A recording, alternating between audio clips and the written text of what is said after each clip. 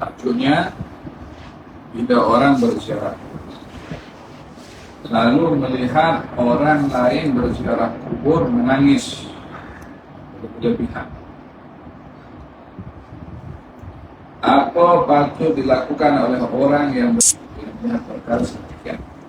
Katanya menegur dan memerintahkannya untuk bersabar dan juga melarangnya untuk melakukan perbuatan yang dilarang oleh Allah.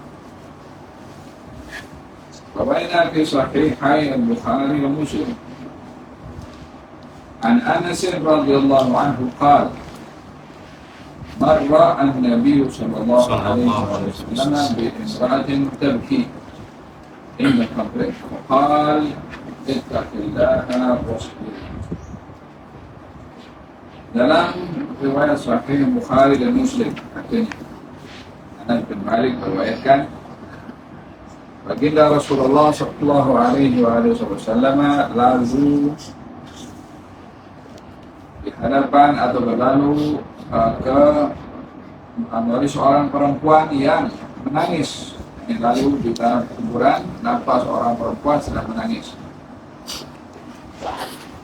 Maka Nabi mengingatkan kepada perempuan itu, bertakwalah kamu kepada Allah dan bersabar.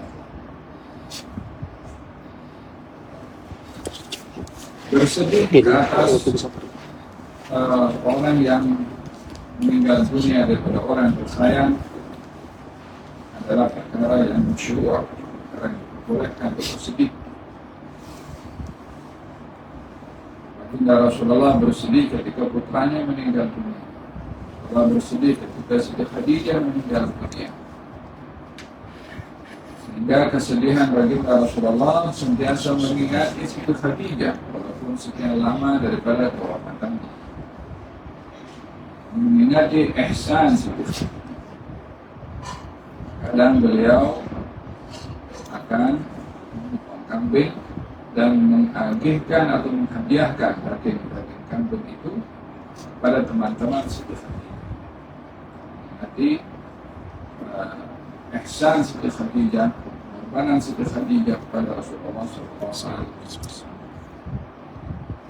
Di dalam hadis baginda Rasulullah ketika putranya yang bernama Ibrahim meninggal dunia, maka Nabi bersabda, "Inna al-'ayna tadma' wa inna al-qalba la yahzan wa inna li-firaqika ya Ibrahim la mahzun." Sesungguhnya air mata atau mata ini menitiskan air, menangis, dan hati ini sedih dan berpisah dengan wahai Ibrahim adalah sesuatu yang berat. Ini gambaran kesedihan. Kemudian Nabi mengatakan, wala naqul illa ma yurdi rabbana inna lillahi wa inna ilaihi raji'un. Tapi kami dalam bersedih ini tidak melakukan perbuatan yang janggal. Tapi kami dalam bersedih ini tidak mengatakan kata-kata melainkan yang menyebabkan Allah redha, yaitu inna lillahi wa inna ilaihi raji'un. Daripada hadis ini kita dapat memahami bahwasanya menangis bukanlah satu kesalahan. Lalu bagaimana orang dalam hadis ini, seorang perempuan menangis lalu ditegur oleh Rasulullah SAW? Yang dimaksudkan pada tangisan ini adalah tangisan yang melampau, tangisan yang meraung-raung, tangisan yang bersuling, tangisan yang memukul-mukul. Maka tangisan seperti ini adalah tangisan yang dilarang oleh syarak. Berbeda dengan tangisan yang terjadi kepada Rasulullah SAW. Tangisannya tangisan biasa, tidak ada, tapi tidak melakukan perbuatan yang karena demikian dalam bersedih dan menangis karena bersedih ada dua keadaan. Tangisan yang diperbolehkan dan tangisan yang dilarang. Tangisan yang diperbolehkan sudah sedih, tangisan yang dilarang kalau di malam. Nah, maka baginda Rasulullah ketika melihat seorang wanita tadi menangis berlebihan di pusara atau di kubur anaknya yang meninggal dunia, maka Nabi menegurnya, Man ra'a minkum munkaran falyughayyirhu biyadihi wa lam yastati' fa bilisanihi wa lam yastati' fa biqalbihi wa dhalika ad'afu al-iman. Barang siapa di antara kamu kalau melihat hal yang mungkar, maka hendaklah ia mencegah dengan tangannya atau lisannya atau dengan hatinya. Demikian itulah selemah. Sini lagi menegur pada perempuan itu sebab melihat perkara yang mungkar dilakukan oleh wanita tadi yang tidak bersabar ataupun mengambil sikap tidak rela dengan ketentuan qada dan qadar Allah dengan meninggalnya anaknya. Maka ditegur oleh baginda Rasulullah SAW. Sini baginda berziarah kubur, melihat satu hal yang mungkar pada di kubur dengan perbuatan seorang perempuan menangis sebagai berlebihan. Nah, kemudian wanita itu ketika ditegur oleh baginda Rasulullah mengatakan kepada baginda Rasulullah, kamu tidak merasa apa yang kurasa. Sementara wanita itu tidak menyadari kalau menegurnya adalah Rasulullah. Makanya ditinggalkan. Karena dibiarkan wanita itu dalam kondisi dia tak boleh kawal perasaan. Di sini Nabi jalankan tugas menegur. Pada masa yang sama Nabi membiarkan wanita tadi dalam keadaan yang menangis. Dalam hal ini tugasan untuk menegur sudah dilakukan, namun yang ditegur yang kalah dengan emosinya dibiarkan oleh Rasulullah supaya dia lepas daripada emosi. Ketika sedar, barulah dikembali kepada Rasulullah dan diberitahu kalau menegur tadi adalah Rasulullah. Dia memohon maaf kepada Rasulullah atas jawabannya tadi. Maka dia mengatakan inna as-sabru inda as-sabri ula. Sabar itu adalah pada kali pertama kamu berhadapan dengan pas musibah datang, situ berubah dan sabar. Nanti usah kalau sudah terlalu masuk obat jangan kali pertama berhadapan dengan Tuhan, tapi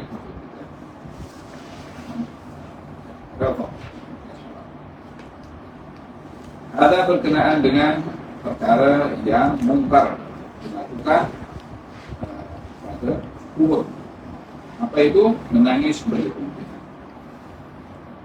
Dan semua perkara yang mungkar dilakukan di kubur itu artinya orang suka kubur tidak. Karena yang salah adalah ditegur, dipertutupkan, bukan dicerca ziarah kubur.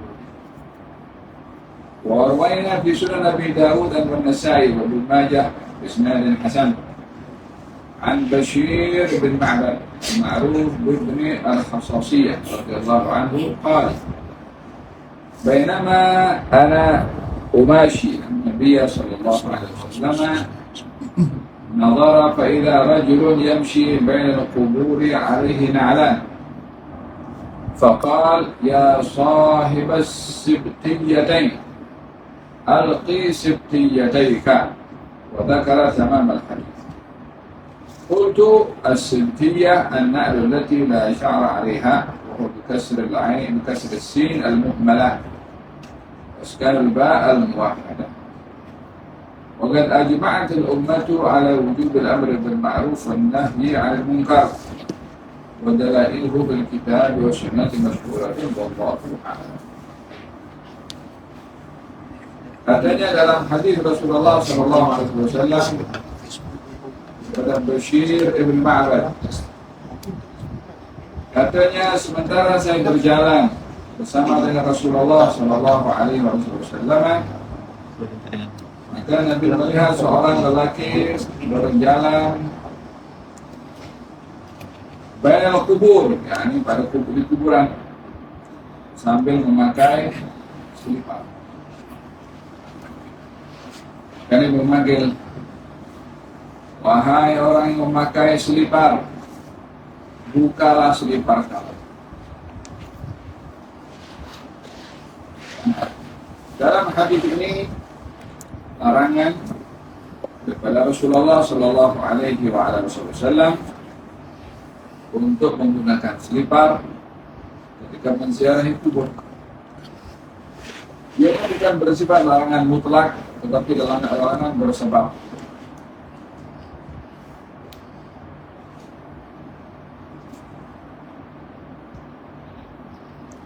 Larangan yang bersebab. Ini larangan yang bersebab, maknanya larangan ketika memakai selipar itu, selipar itu daripada bahan yang membawa najis, atau yang sebagian daripada adab.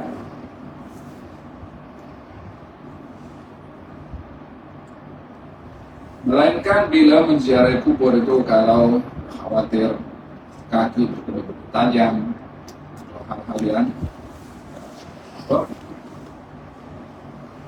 menyalahi kepada adab dan sopan santun dalam berziarah, yang demikian adalah dielakkan untuk menjaga adab dalam ziarah itu. Katanya ulama sepakat di dalam meyakini bahwasanya ada kewajiban dalam memerintahkan yang ma'ruf dan mencegah yang munkar. Nah, di sini baginda Rasulullah ketika melihat orang meraung-raung itu menyalahi syarak, ditegur. Ketika orang menyalahi adab berziarah kubur, ditegur. Ketika ada orang berziarah kubur dan duduk di atas kubur, ditegur. Sini baginda Rasulullah SAW walaupun membenarkan dalam sunnah menziarahi kubur, tapi beliau juga mengatur, mengawal, memerhati adab-adab yang sepatutnya dijaga untuk berziarah. Babul buka wal khawf inda al-murur bi qubur al-zalimin wa bi masari'ihim wa izharul iftiqar ila Allah Ta'ala wa tahdhir min al-ghaflati an dhalik. Bab menangis atau takut ketika lalu di tanah kuburan. Tanah kuburan orang-orang yang zalim dan merasa fakir kepada Allah dan berhati-hati daripada sifat orang lain. Hadis berbicara bagaimana kalau kita lalu di tanah kuburan orang-orang yang zalim, orang kafir.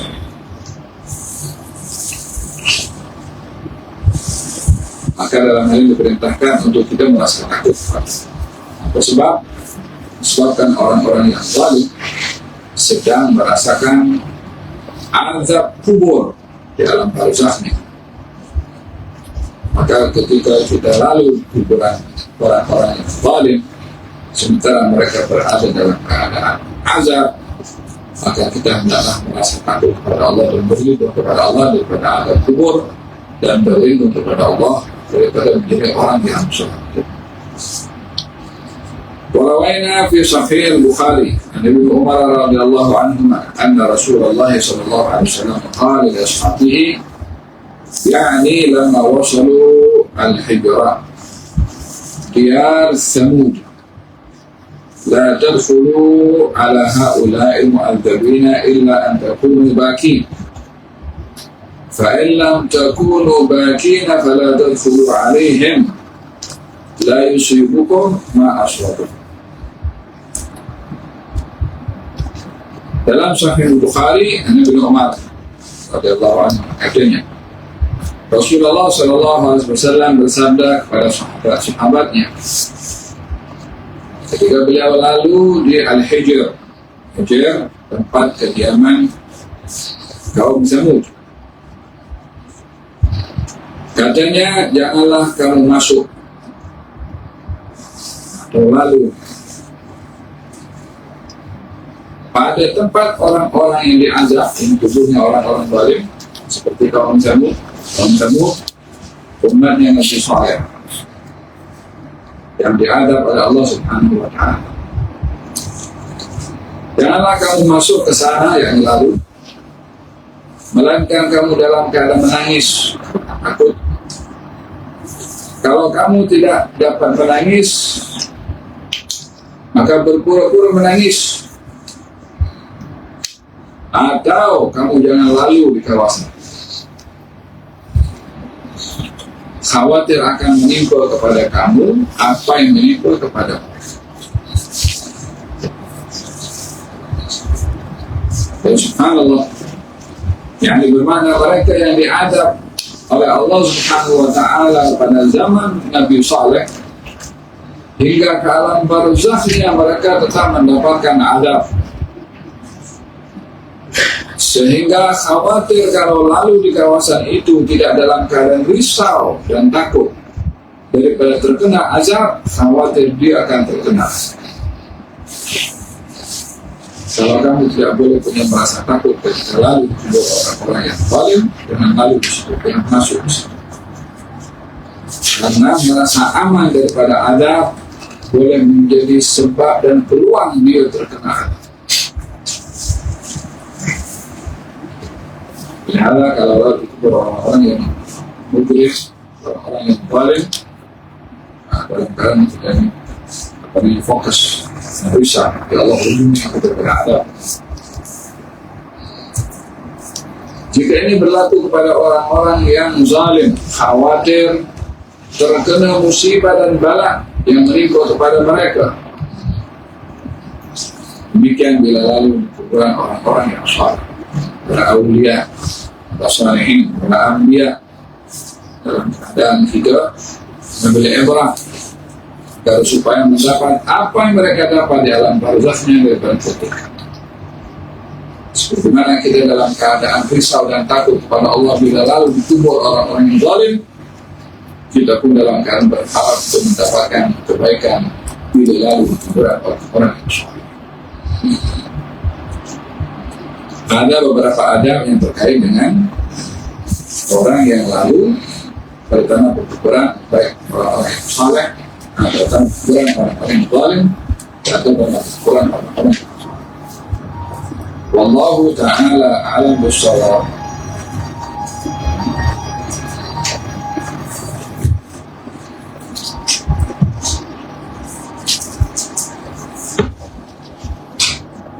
Bismillahirrahmanirrahim. Qala al-imam Syekh al-Islam Ibnu Muhammad bin Ibrahim bin Jama'ah al-Kinani Asy-Syafi'i في كتابه تذكرة السامع والمتكلم في أحكام العالم والمتعلم. قال رضي الله عنه الخامس, daripada adabnya orang alim terhadap dirinya sendiri. Ini adab yang perlu ada kepada orang yang belajar dan orang yang mengajar. Katanya an yatanazzaha an jami'il makasib wa radhiha tab'an. Hendaklah dia mensucikan diri daripada sumber rezeki yang hina, wa an makruhiha adatan wa syar'an, dan mengelak daripada mencari rezeki daripada sumber-sumber yang kurang disenangi secara adat atau secara syariat, seperti al-hijamah, wal-kitawah, wal-sarf, wal-siyarah. Nah, ini pekerjaan-pekerjaan yang kurang elok bagi orang alim.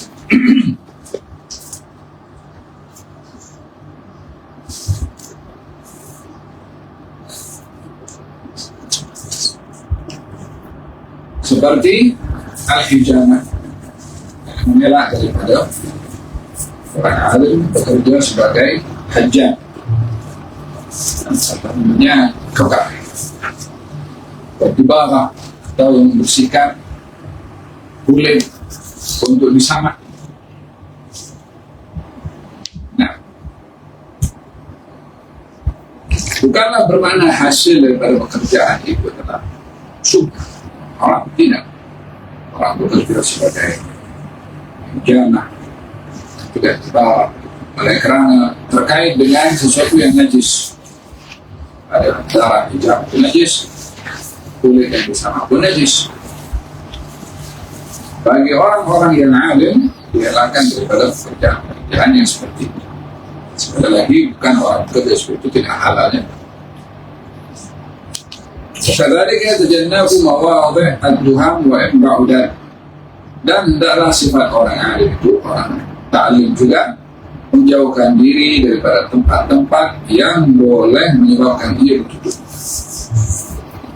Seperti duduk di restoran yang ada arak.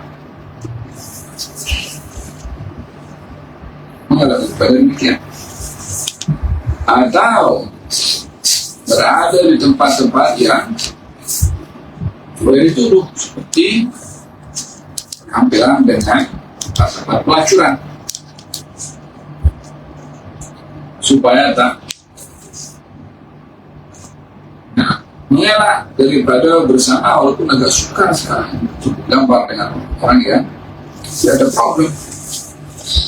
Nah, khawatir akan terkena tuduhan kalau dia terlibat dalam bersama dengan orang tersebut, bergambar suka pihak, berusaha untuk mengelak. Wala yaf'alu syai'an yatadammanu naqsa ru'atin aw ma yustankaru zahiran fa kana jaizan batinan fa innahu yu'arridu nafsahu lil-tuhmah wa iradahu lil-waqi'ah wa yuqi'u an-nasa fil dhunun al-makruhah wa ta'thim al-waqi'ah. Dan janganlah orang alim itu atau orang alim melakukan satu perbuatan yang boleh menjatuhkan marwahnya atau yang boleh menyebabkan dia ditegur, walaupun hukumnya adalah boleh.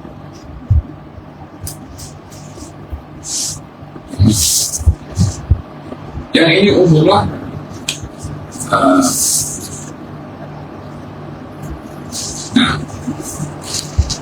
seperti bergambar dengan orang-orang yang pekerjaannya bermain judi. Dia bergambar.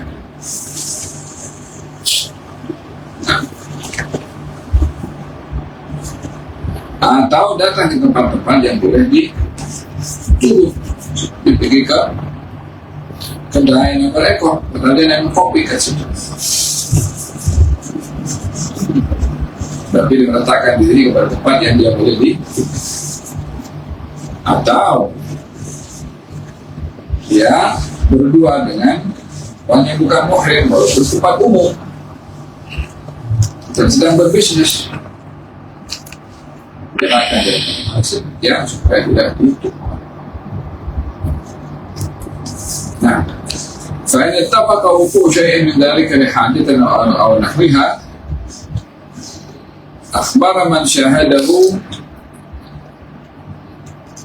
بحكمه أو بحلمه وبعذره ومقصوده.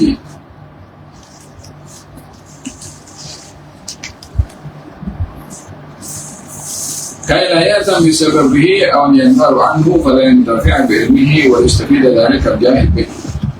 Jika keadaan seperti itu tidak dapat dielakkan, maka hendaklah dia memberitahukan kepada orang ramai akan sebabnya dan tujuannya dan keuzuran yang dia tak boleh mengelak daripada perbuatan itu. Contohnya, dia didatangi oleh lawyer mesti berdiskus dan tempat yang lain jantingan. Kalau orang nampak ini cakap demikian supaya tidak ada syak atau sangka kepada orang ramai, dia kena memberikan keterangan ya sudah itu tentang dia silakan. Intinya janganlah kita menjadi sebab orang lain tergelincir melakukan dosa disebabkan kita melakukan perbuatan yang tidak baik. Dengan meletakkan diri kepada apalagi sekarang kan orang juga datang tangannya dengan mengambil gambar boleh dibayar. Nah, ولذا قال النبي صلى الله عليه وسلم للرجلين لما رآيه يتحدث مع صفية فوليا على رسلكما إنها صفية، ثم قال إن الشيطان يجري من ابن آدم مجرى الدم، فخفت أن يقذف في قلوبكما شيئا، أو قال فتهلكما. Katanya baginda Rasulullah Shallallahu Alaihi Wasallam ketika melihat dua orang berselisih dengan baginda Rasulullah Shallallahu Alaihi Wasallam, jadi berjalan dengan Siti Sofia berselisih dua orang. Kemudian ditegur oleh baginda Rasulullah Shallallahu Alaihi Wasallam, tunggu sebentar. Lalu beritahu untuk perempuan yang berjalan dengan saya adalah istri saya Sofia. Kata dua lelaki itu mengatakan, ya Rasulullah, takkanlah aku berursangka dengan kau. Sandal sempurna syaitan mengalir pada anak-anak Adam umpama aliran darah, yakni mudah untuk mengelirkan cara berpikir. Saya khawatir syaitan akan mengganggu hati kamu berdua dengan membisik-bisikkan. Jadi intinya di sini pada adat yang kelima, orang alim atau orang muta'alim itu berhati-hati pada rezeki yang dapat. Yang kedua, menghindarkan diri daripada tempat-tempat yang boleh ditutup. Wallahu ta'ala a'lam bishawab.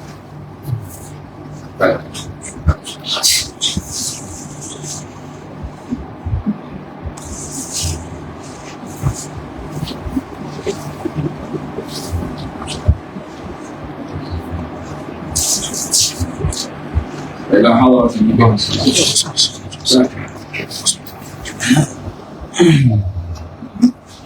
أربعة